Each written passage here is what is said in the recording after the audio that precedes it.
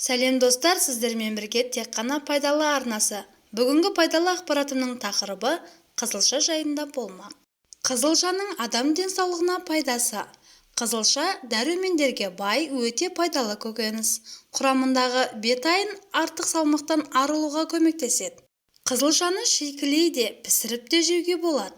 Ал шырыны бір емес бірнеше дертке дауа, дейді зерттеуші ғалымдар. Достар, пайдалы ақпаратты жалғастырмас бұрын алдымен каналға тіркеліп, қоңырау белгісін баса кетіңіз. Себебі алдағы жарық көретін пайдалы ақпаратты жіберіп алмайтын боласыз. Тұмау, суық тию ауруларынан емдейді. Қызылша ағзадағы қабыну процестерін тоқтатады. Тамақ ауырғанда қызылша шырыны ем болады. Тамақ қызарып, жөтел асқынғанда қызылша шырынымен тамақты шаю керек.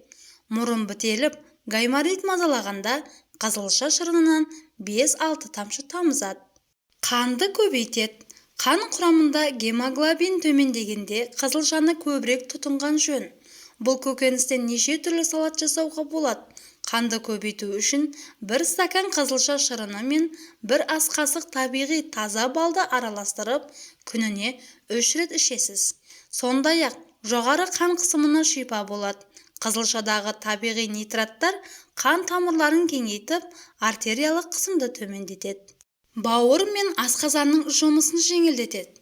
Егер күніне 3 рет қызылша шырынын ішсеңіз, бауыр ауруы сізді мазаламайды. Қызылшаның құрамындағы бетайн бауырдың жұмысын жеңілдетеді. Сонымен қатар өт жолдарына, асқазан ауруларына және сары ауруды емдейтін қасиеті бар. Қызылша іш қатудың да алдын алады. Бұлшық еттерді нығайтады. Қызылшада бұлшық ет массасын арттыруға көмектесетін магний мөлшері көп. Спортпен айналысатындар қызылшаны көбірек тұтынғаны жөн. Қызылша шырыны ауырсынып тұрған бұлшық етті қалпына келтіреді, төзімділікті арттырады. Токсиндерді шығарады.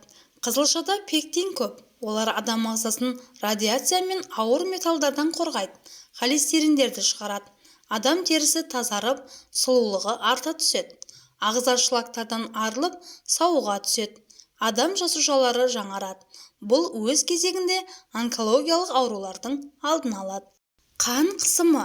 Зәр айдайтын әсеріне байланысты қызылша шырыны қан қысымын төмендетеді. Ал құрамында көп мөлшерде кездесетін кальций себепті. Қызылша жүрек ауруларынан зардап шегетін адамдардың ас мәзірінен табылуы тиіс. Жалпы қызылша деген алабота тұқымдас 2 жылдық өсімдік.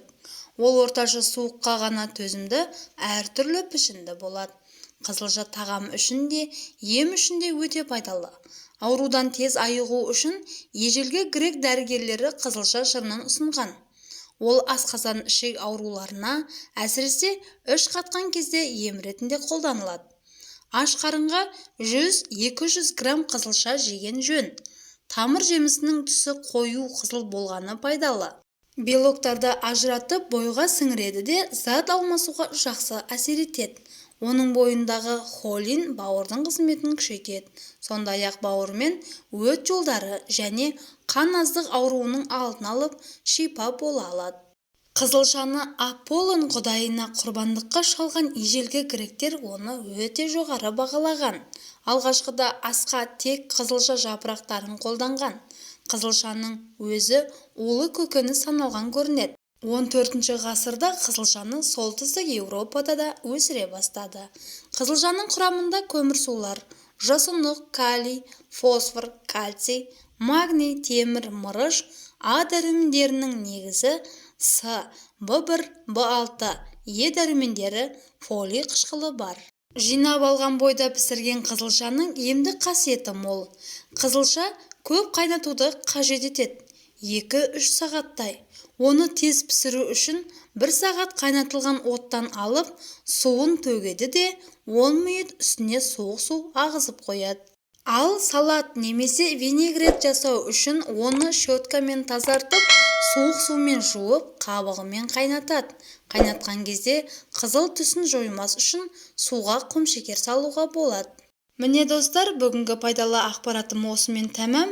Егерде видео ұнаса, лайк басып, қызылша жайында білетініңізді төменге жаза кетіңіз.